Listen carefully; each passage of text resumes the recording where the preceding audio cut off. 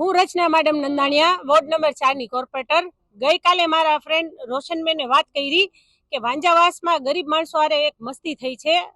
ગરીબ કલ્યાણ મેળાની જે કીટ આપે ને એ કીટમાં કંઈક ફ્રોડ છે.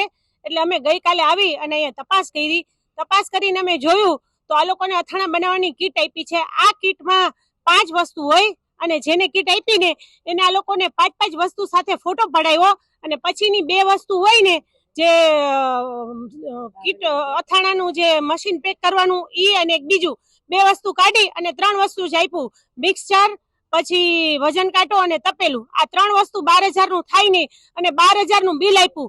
તો આ ઓલ ઓવર ગુજરાતમાં આ એક જગ્યાએથી અમે ગોઈતું પકડું, અમને ખ્યાલ આવી તો ઓલ ઓવર ગુજરાતમાં ગરીબ કલ્યાણ મેળાની જો આ ટાઈપની સહાય સરકાર દેતી હોય તો આ ગરીબ માણસોની સાથે મસ્તી કરે છે અને પૂરેપૂરી કીટ મળવી જોઈએ અને આની તપાસ થવી જોઈએ અને તાત્કાલિક ધોરણે આની તપાસ કરો અને આ ફ્રોડ થતો અટકાવો, જેથી કરીને ગરીબોને એનો પૂરેપૂરી સહાય મળે અને એ લોકોની સહાયમાં જે મસ્તી કરી છે એ મસ્તી ન થાય અને અધૂરી કીટ છે એ પૂરેપૂરી પાછી પરત કરે અને આની ઉપર કાર્યવાહી કરે એવી અમારી માંગ છે.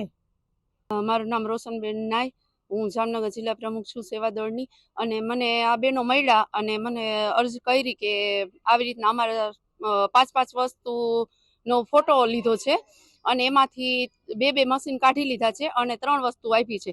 તો આ 3 વસ્તુનો 12,000 નો બિલ આપ્યો છે એ લોકોને.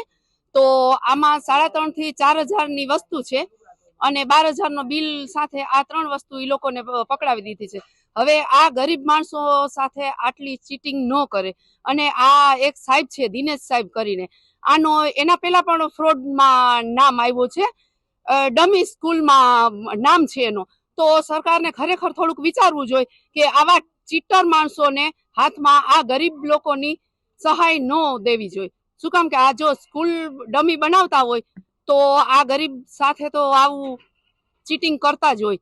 એટલે આની કડકમાં કડક કાર્યવાહી કરવી જોઈએ અને એની તપાસ કરવી જોઈએ અને આ ગરીબ લોકોને એની વસ્તુઓ પરત આપવી જોઈએ.